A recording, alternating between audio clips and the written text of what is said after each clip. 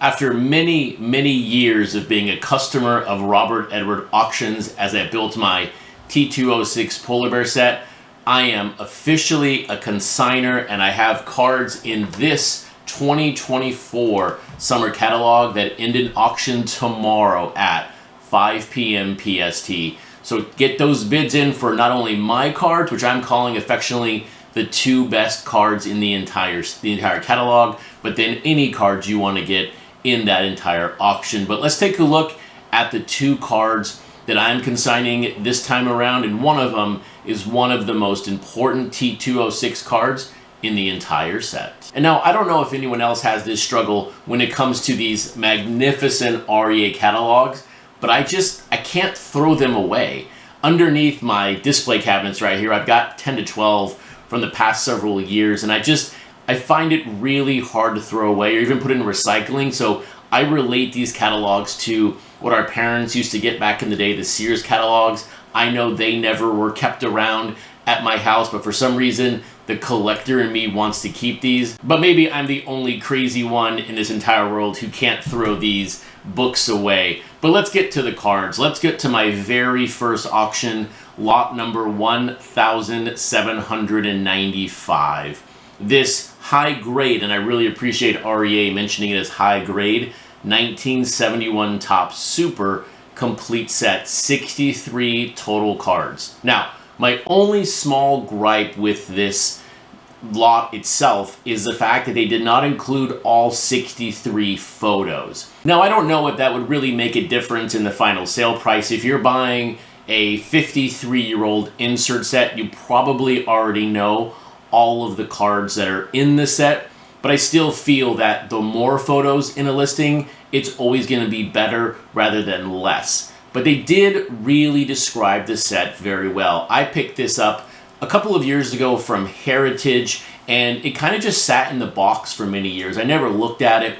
A couple of years ago at the 2021 National, I built the complete 752 card 1971 Topps set in 4 days. And so I had this illusion at the time to build the complete 1971 Topps Master set. And so that is where this set came from. I bought this, of course, after I completed the base set, but it sat in a box for a couple of years. And so I figured, why not sell it? Why not see if I can make a little bit of money on it? But I'm not confident in that thought process around making money. I think I'm going to take a loss on these two items at the end of the day after my buyer's fee is taken out of the final price, but we'll see. It's Saturday morning. That Topps Super set right now is at $475.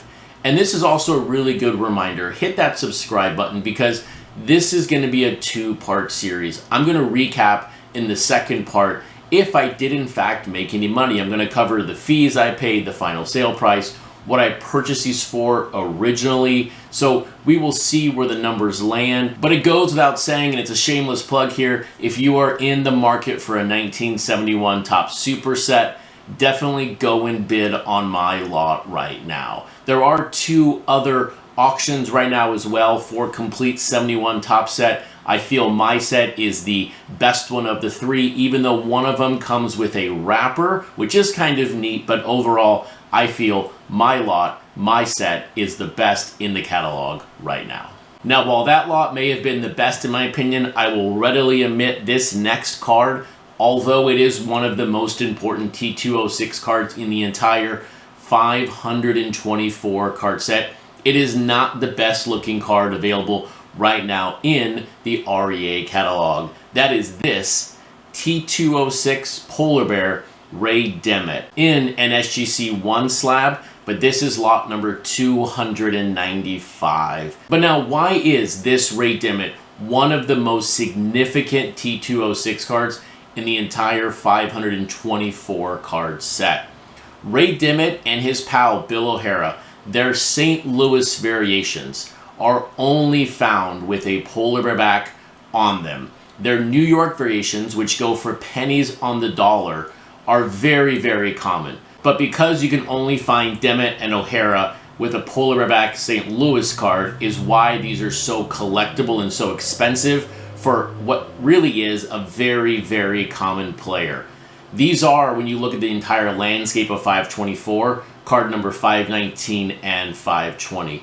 I feel from a collectability standpoint, these two cards, this Demet and O'Hara, are on par with the McGee error. Even though in 2024 there is a significant delta in the two, we will see when it's 2034 what the collectors say. But if you want to build an entire 524, you have to have this card and O'Hara, and that is why this very, very common player right now sits at 2.4K with just over a day left. But now 2.4 is a lot better than 8,000.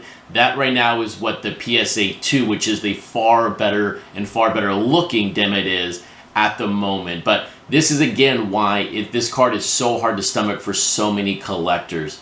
A PSA 2, 8,000, that may go for 9 to 10,000. Who knows where the market is on that card? But for mine, if you're looking to collect Demet on a budget, this is going to be your absolute best opportunity to pick up this card. So we will have to see where everything lands in the next 24 to 36 hours. I would be absolutely tickled pink if these cards ended at 3,600 before buyer's premium, but we will see if the market can contain or get those cards to that level. And maybe I'm also wrong and they're going to go for well over that number. Who knows? But let's say what you think. Leave a comment below. Let me know what you think the 71 top set and the Demet are going to land at before the 20% buyer's premium. And if you want to learn more about T206 and the players with a T206 polar back card, hit that like button and also hit that subscribe button.